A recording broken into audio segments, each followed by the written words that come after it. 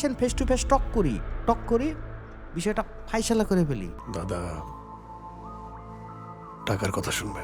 দাদা প্লিজ, আমার ফ্যামিলি, আমার বাচ্চার কোনো ক্ষতি করো না দাদা।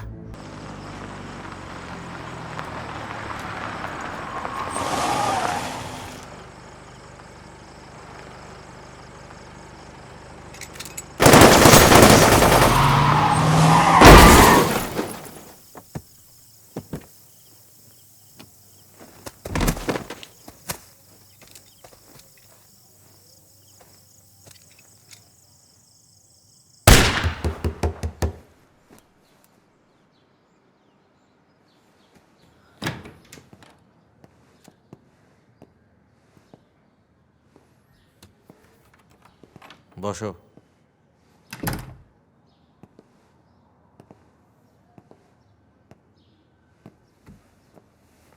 রঞ্জিতদা ফোন দিয়েছিল তোমাকে?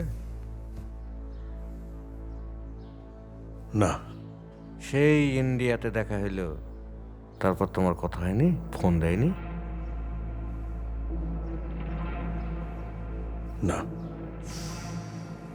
রঞ্জিত সিং সার্বেটা একটা মাল, সব কিছু হাতের কবজার মধ্যে রাখতে চায়।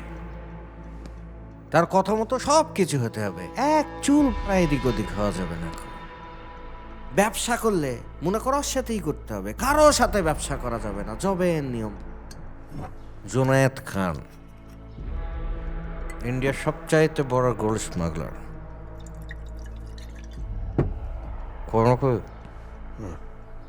এই জুনায়েদ খানের কাছ থেকে মাল নিলাম। রঞ্জিত সিং আমার সমস্ত মালের চালান ধ্বংস করে ফেলেছে, আমার লোকও মেরে ফেলেছে। কিছুদিন আগে রঞ্জিত সিং এর একটা চালান ধরেছে আছে পুলিশ, আর রঞ্জিত সিং বলছে আমি নাকি পুলিশ দিয়ে সেটা ধরে দিয়েছি। ল্যাট ঠেলাম। আমি বারবার করে বলছি দাদা সামনাসামনি কথা বলি, সে বলছে ওই চালানের পুরো টাকা নাকি আমাকে দিতে হবে।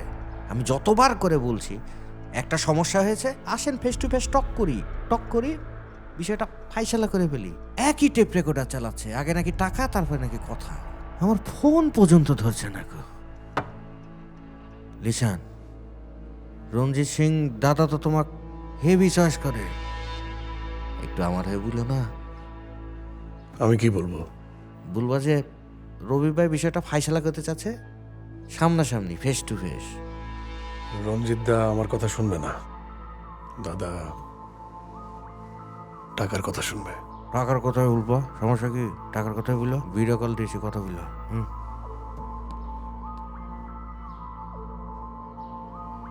হ্যালো, কোন? দাদা আমি নিশান। আমার সামনে রবি ভাই আছে। এই তুই এই টিয়া কার সাথ কি করিস? হ্যাঁ,